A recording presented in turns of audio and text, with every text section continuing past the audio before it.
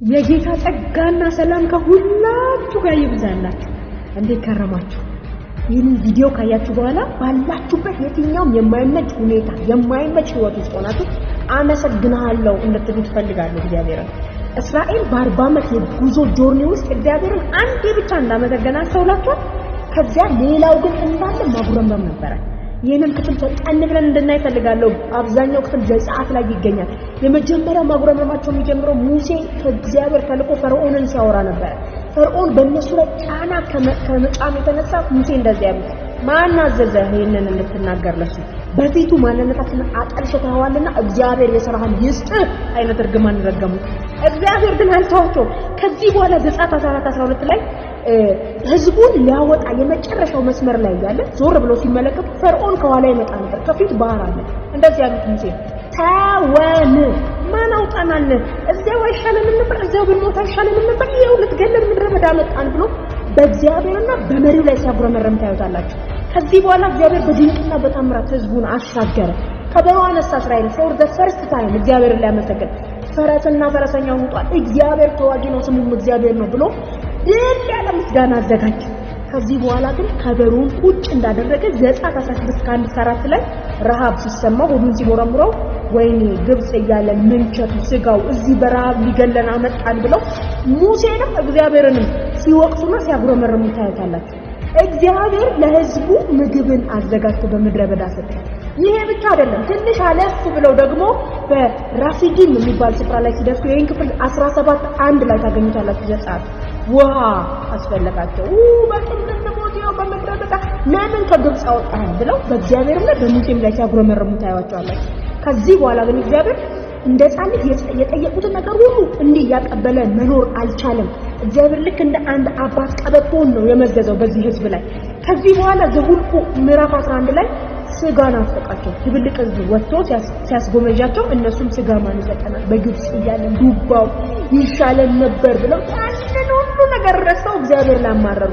እግዚአብሔር እንደዚህ ያለ እስከ ነገ ተቀደሱ ብሎ ከሰማይ የመልአክ ምግብ ወረደላቸው፣ ድርጭት የሚመስል ነገር። ያንን ግን ያ ከጥርሳቸው ሳያላቅቁት እግዚአብሔር ቀበቶውን መዘዘና በመቅሰፍት መታቸው ብሎ ሲናገር ታይታላችሁ። እነዚህ ሰዎች ከዚህ በኋላ አላረፉም። ዘኍልቍ 12 ላይ ከ1-12 ክፍሉን ታገኙታላችሁ። ማርያምና አሮን በሙሴ ላይ ተነሱ። ምንድነው እሱ? እኛስ ነብይ አይደለን? እኛን አይናገረንም እንደ እግዚአብሔር? እሱ ብቻ ነው እንደ ነብይ አለ። እግዚአብሔር መጣ። አይ ለነብይ በእልም በራእይ ነው። ሙሴ ግን ፊት ለፊት አይቼ ነው የማወራው ብሎ በማርያም ላይ ለምጽን አወረደ።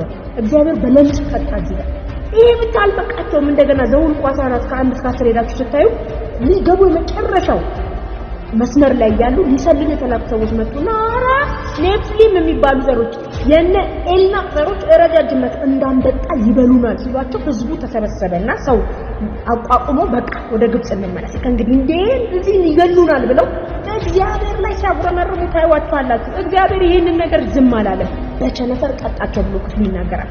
ቀጥላችሁ ስታዩ እንደገና ቁልፍ ዋና የሚባሉ መሪዎች ዘኍልቍ 16 ላይ ሙሴ ሊያወርዱ ተማከሩ።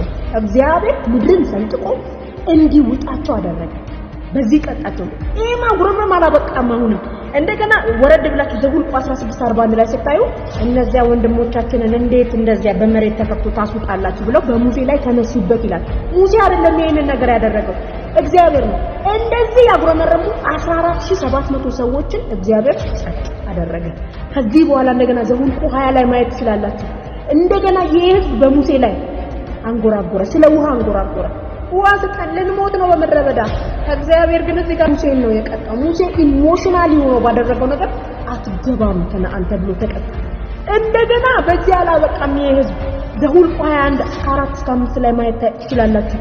በጉዞ በደከሙ ጊዜ በእግዚአብሔር በሙሴም ላይ አጉረመረሙ ብሎ ይናገራል። እግዚአብሔር እባብን ሰደደባቸው፣ በእባብ ተነደፉ። ታስታውሱታላችሁ ይሄን ክፍል። የናስ እባብ ተሰቅሎ እያዩ እንደተፈወሱ እግዚአብሔር ስለ እስራኤል እንደዚህ ብሎ ተናገረ። 10 ጊዜ ስለተፈታተኑ ወደ ተስፋይቱ ምድር አይገቡም። ስንት ጊዜ እግዚአብሔርን አመስግናችኋል። በህይወታችሁ የሚያልፈው የትኛውም ነገር ሊያጠፋችሁ አይደለም፣ የእግዚአብሔርን ሌላኛው ዲቫይን የሆነ እቅድ ሊያሳያችሁ ነው። የእግዚአብሔርን ክንድ ሊያሳያችሁ በእስራኤል ሕይወት ውስጥ የገጠመው ያ ሁሉ ነገር ሊያጠፋው ያቀደው እቅድ አይደለም። ሊያጠፋው ቢፈልግ ግብጽ ላይ የተወው ነበር። በግብጽ አይደርስለትም ነበር። በየመንገዱ የሚገጥማቸው ነገር የእግዚአብሔርን እጅ ሊያዩ ነበር። ነገር ግን እግዚአብሔር ተዋጊ ነው፣ ስሙም እግዚአብሔር ነው ብሎ የዘመረ ሕዝብ ራሱ እግዚአብሔርን እየተዋጋ ወደ ተስፋይቱ ምድር ሳይደርስ በአዲስ ትውልድ የገባ ሕዝብ ነው። የእግዚአብሔር ልጆች ግድ የላችሁ ያላችሁበት የትኛውም የሚያስጨንቅ ሁኔታ የእግዚአብሔርን ክንድ ቢያሳያችሁ እንጂ እግዚአብሔርን እንድትተዋወቁ ሌላኛውን አሰራሩን እንድታዩት ቢያደርጋችሁ ነው እንጂ አይገላችሁ።